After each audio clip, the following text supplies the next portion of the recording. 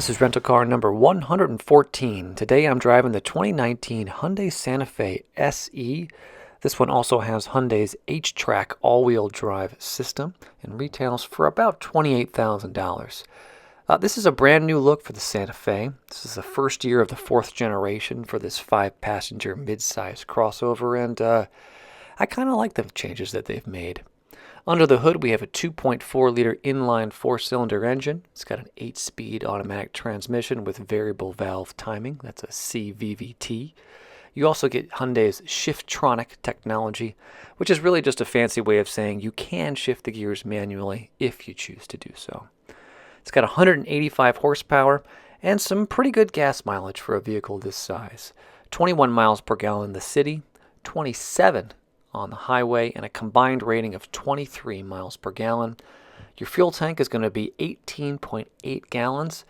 Gas by me right now in the Chicago suburbs midwinter is pretty cheap. It's only $1.99 per gallon. So that means you can fill this thing up, at least by me, for about $37. All right, so that's a lot of stats, but what's it actually like to drive this car? First off, let me talk about handling.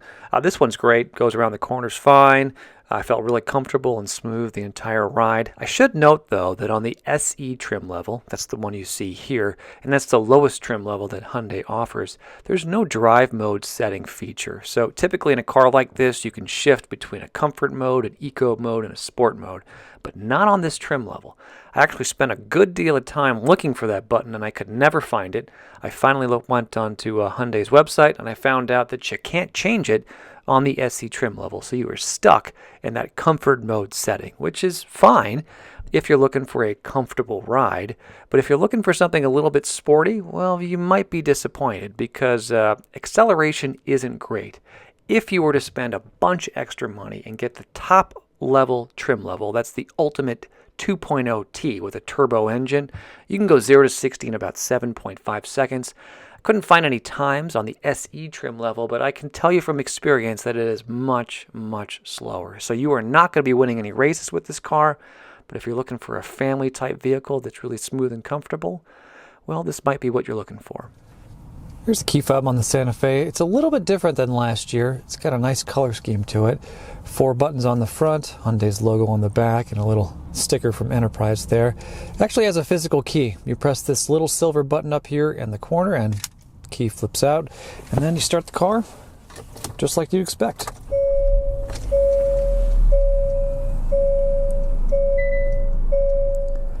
Here's the steering wheel setup. On the left-hand side, you have a volume rocker right here, along with controls to interact with the center display right there, along with phone buttons down here on the bottom. On the right-hand side, you have your cruise controls, along with an additional menu button to interact with the display and the gauge cluster.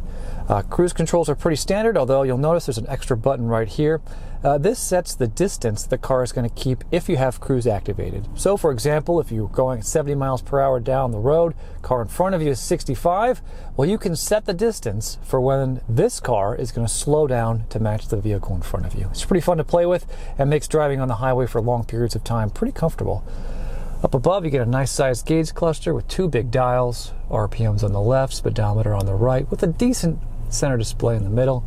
Not a whole lot of colors here. You'll see that as I cycle through everything, but there's a lot of interesting information about the vehicle, and I've said this in past reviews, but I love how Hyundai sort of organizes everything in this screen. It's just super easy to find the settings you want to change and change them very quickly. On the left-hand side down here on the door, you get all your standard buttons right here. Window controls, mirror controls, along with your door locks. Up here you have the door lock and the latch.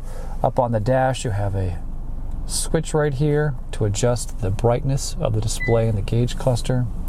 You have a button to turn on or off blindside detection, another button to turn on and off the lane detection, so the car will actually sense the lanes on the road and give you a warning beep if you drift out of your lane, along with some additional buttons to turn off other features. You'll see that the side view mirror is a decent size, and let me open the window. You'll see that the blind side indicator is right here. When someone is in your blind spot, this light is going to illuminate. If someone is in your blind spot and you turn on the turn signal, you're going to get a nice big beep to warn you not to hit that car. Up above, we have two lights to illuminate the cabin, along with buttons to change when the lights will turn on and off, and a sunglass holder up here.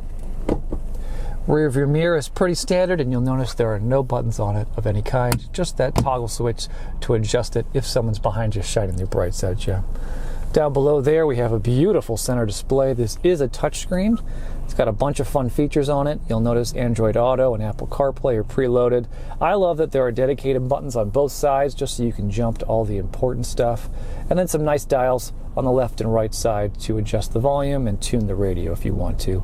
I hooked my cell phone up to this. It took, I don't know, maybe 20 seconds. As these cars get newer and newer, the time it takes to connect your devices to it just shrinks down smaller and smaller. It's really a great thing in my opinion. Anyway, great display. Not a ton of features to play around with, but enough for me. I just want the basics, Bluetooth connectivity, and an easy way to access the media on my phone. Down below there, you get your hazard button right here, along with your climate controls down below.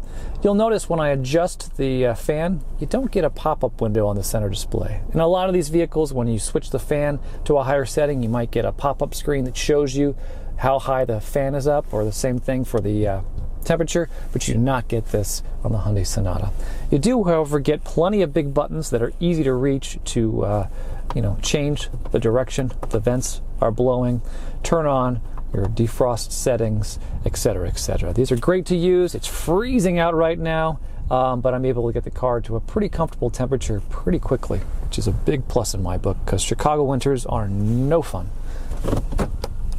Down below there, we have a nice storage area. It's big enough for my cell phone, along with two power ports right here, a USB port right here that can charge a device, and then a normal USB port right here, along with an auxiliary jack. Gear shift is a little bit smaller than normal, but it shifts to those gears really smoothly. You'll notice you get LED lights depending on which gear you're setting things in, along with a red LED when you're in reverse. And when you are in reverse, you'll see that you will have a backup camera right here on the screen, and you're able to see the surroundings pretty clearly. I don't know, that's a pretty wide view compared to a lot of the cars I've been driving lately. Behind the gear shift, you have controls including your electronic parking brake, controls to turn on and off the feature that will allow the car to turn itself off when you're stopped. That way you can save some fuel and some other settings. Two large cup holders along with an additional storage space right here to store some more items. Actually, this is where I found myself keeping my cell phone for most of the ride. We also have a center armrest wrapped in soft leather. Underneath you'll find a removable tray. And then down below, a nice sized storage area, though if you'll notice, there's no power ports of any kind down here, but it is a nice big space that should be convenient to store some odds and ends. And then on the passenger side, we have a small cutout right here for storage, along with a standard sized glove box down below. Not a ton of space here, but I know big enough to keep everything that's important inside the vehicle.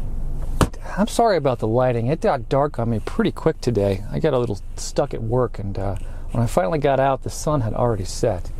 Anyway, back here, you'll notice we have plenty of leg room, a lot of space between the back of my knee and the back of that front seat, and I keep these seats pushed back a good distance, so this car has plenty of space back here. You'll notice on the back of the center armrest for the front seat passengers, we do have two dedicated vents, nice storage space right here, along with some additional power ports down here, USB ports that look like you can use them to charge devices. Another thing I love to look at is the center armrest, see if it's actually usable and comfortable.